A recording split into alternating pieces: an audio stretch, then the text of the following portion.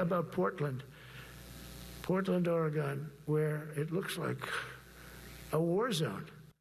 President Donald Trump today doubling down on sending National Guard troops to Portland. In a new statement, the president says he's sending those 200 troops down to Portland over Antifa violence and federal property threats. Let's get straight to the evolving situation outside the ICE facility. That's where our reporter, Victor Park, has been all night. And Victor, earlier tonight, you saw federal agents drag away multiple protesters. What's going on? Barry, at least people were taken into custody by federal agents. I want to show you what is happening right now. It is pretty calm as those protesters gather outside of this ICE building, but we have not seen the amount of aggression from ICE agents in the last couple of days compared to tonight. In fact, take a look at this video and you're going to see those ICE agents and Border Patrol agents, dozens of them, who began marching down some blocks surrounding the ICE facility. At one point, they tackled someone to the ground before arresting them. Agents also shot pepper balls before retreating back to the ICE facility. All this to say that has been happening after agents clashed multiple times with protesters tonight.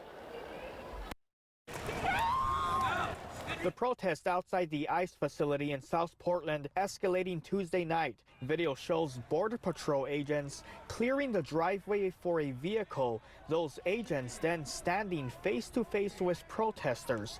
Then one officer pulls a protester to the ground. Seconds later, two people are carried by those ICE agents.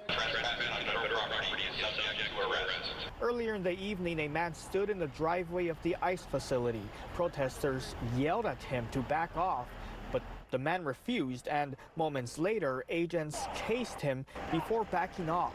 Well, protesters tell us the man was not part of their group and that they have no idea who he is. We kept our eye on him because safety of everybody out here, not just us, is one of the top priorities.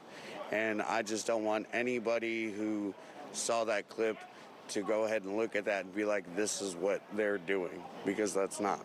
All this happening during the fourth night of protests outside the ICE building. Many angry over President Trump's decision to deploy National Guard troops to the city. I would love to say that it would make things better, but based off of the actions of the people inside without supervision.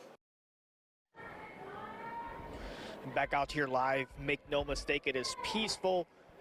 But earlier, we saw those agents firing pepper balls from the roof of the ICE building to protesters down right below and across the street. We've also heard a helicopter and seen it hovering above for several hours. Agents taking a much more aggressive approach tonight, and there is also a lot of uncertainty here as to what will happen next if or when those National Guard troops arrive.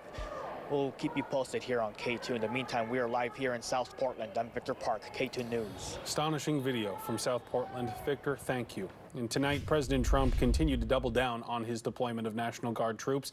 In a statement today, or speaking today, he referred to those ongoing protests at the ICE facility and a recent phone call with Oregon Governor Tina Kotek. Listen here. And I get a call from the liberal governor. Sir, please don't come in. We don't need you. I said, well, unless they're playing false tapes, this looked like World War II. I said, this place is a nightmare. It's certainly not the biggest, but it's one of the worst. It's brutal. Oregon Senator Jeff Merkley also sharing his thoughts on President Trump's speech today, saying this on CNN this morning. Portland has, among the 68 largest cities in the country, the largest drop in murder rate in the country. It has a 20% drop. In fact, it's been cut in half. A 20% drop in violent assaults. And Portland is pretty calm and peaceful and recovering, and businesses have been coming back downtown. We've been recovering from the riots that Trump incentivized and stimulated back in 2020, and we're like, stay away. My message. Senator Merkley also told anyone who wants to join protests to keep them 100% peaceful. He's also calling on Portland to, quote, not take the bait by resorting to violence, saying the president is using violence to justify more authoritarian control. And earlier today, K2 visited the state capitol, catching up with Republican Representative Alec Scarlatos, who served in the Oregon National Guard before running for elected office. Representative Scarlatos gave us his thoughts on what's being done in the hours leading up to the deployment of federal troops. Well, I imagine right now they're getting trained up on all the things that they need to do, what they're allowed to do, what they're not allowed to do. And then I would imagine they're going to break up into their separate units and squads and figure out their mission. Not everyone's going to have the same mission, but they're going to be, crowd control, detaining agitators, things of that nature. But at the end of the day, it's going to just be a lot of peacekeeping, and I imagine their presence is going to try to tone down a lot of what's going on outside of the ICE facility in particular. And as we have reported, the Trump administration authorized 200 Oregon National Guard troops to deploy to Portland and stay for a 60-day assignment. Stick with K2 News for the latest in this developing situation. We're following the protest outside of the ICE facility along with the National Guard deployment. You can head to our website, katu.com, for any new information that comes in overnight.